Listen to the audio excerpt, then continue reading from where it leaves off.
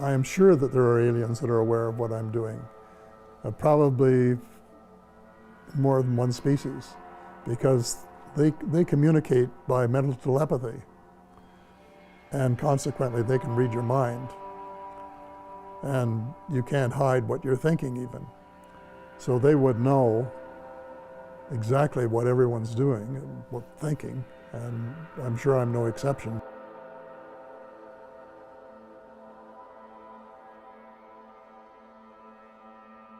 But just as children survive the idea of the Tooth Fairy and Santa Claus when they become adult, I think that tax-paying citizens are quite capable of accepting the new and broader reality that we live in a cosmos teeming with life of various sorts. The fact that some other civilizations are more advanced than we are may be humbling, but that could be a necessary step in our survival.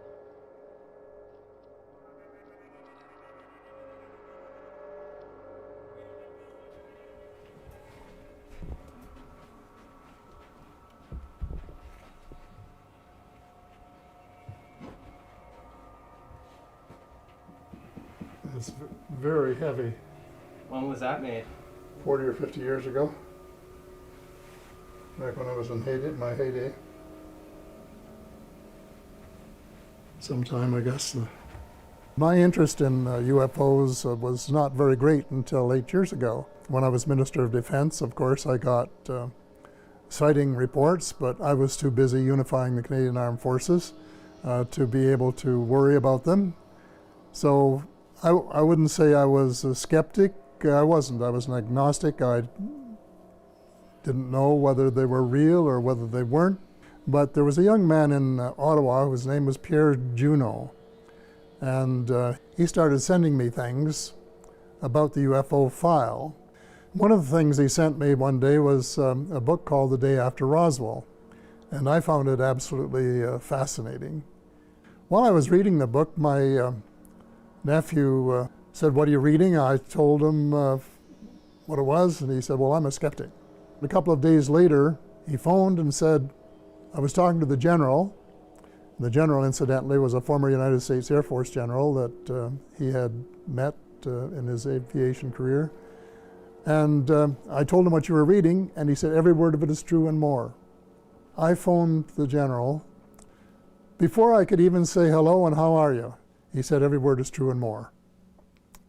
And he said that there had, in fact, been face-to-face meetings between United States officials and extraterrestrials from other star systems.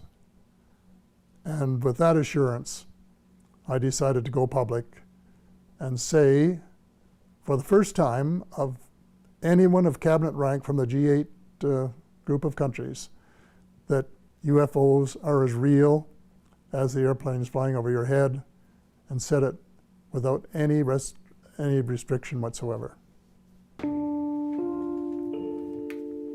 As soon as the wire systems had got the story out, information started coming in. Dozens of emails with personal experiences of how people have seen vehicles flying over their homes, and in some cases how they've been abducted.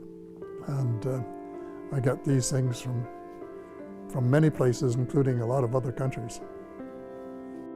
I would not attempt to say how many terrestrials are living on Earth at the present time. I have reports of several species that are here and have bases here. There's one species that looks something like a praying mantis. And then the short grays are the ones that you see in the cartoons. The tall grays look much different. They look more like humans. And the Nordic blondes, for example, are so similar to humans that they can walk down the street and not be detected. None of them are exactly the same. They are way ahead of us in medicine, agriculture, and still, I guess, presumably in technology. There's no question the U.S. government took this whole idea of advanced technology very seriously and started back engineering and spending a lot of money on it soon after the crashes at Roswell in 1947. They have a very interesting way of keeping things quiet, and that is everything is on a need to know. So you could be working in a lab, or you could be making some kind of piece of machinery, and you wouldn't know what it was for. And then the guy that gets it, he would only know what it fits into. And this goes all the way up to the ladder. The rating was higher, the security rating was higher than for the H-bomb. So one of the top, and still is. That's the way it works. Which technologies are you certain that have been shared with us from extraterrestrials? Fiber optics, microchips, Kevlar, and improved lasers, and a whole range of things where their technology was much improved or advanced from ours, light years ahead, really, I think. Those were just the obvious ones that were fed into American industry, and more have been since.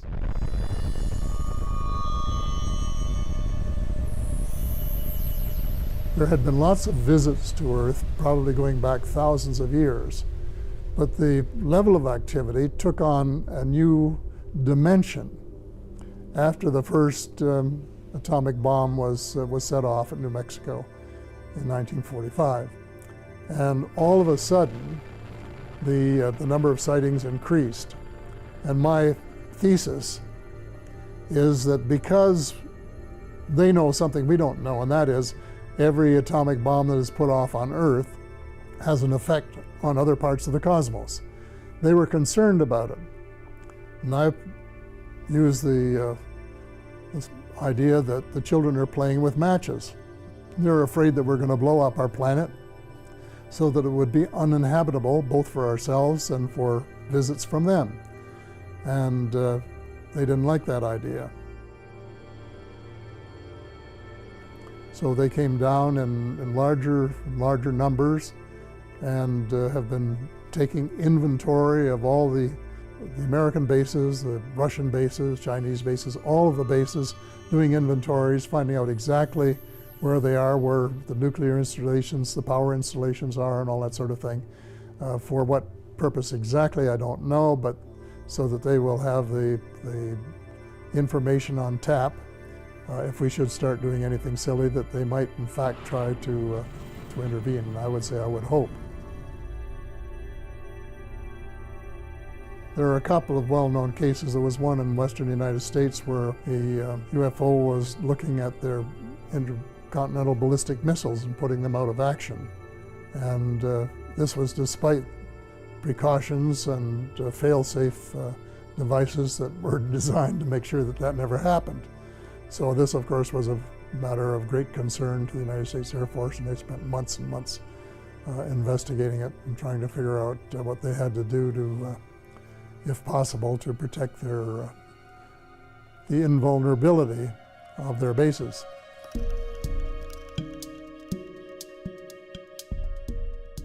One of the problems I had when I first went public was newsmen saying, well, have you ever seen one? And I said, no. And then they said, well, then we can't really take you seriously. But my first actual sighting, I was at my place in Muskoka a couple of years ago for Thanksgiving. My wife Sandra said, going out to look for stars. And here was this very, very bright star right out over the bay.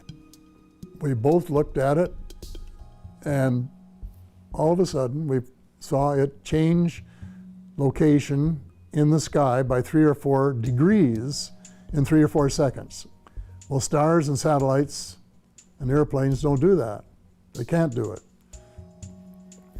And it was a tremendously interesting experience, and one, of course, that confirmed my beliefs that they are real.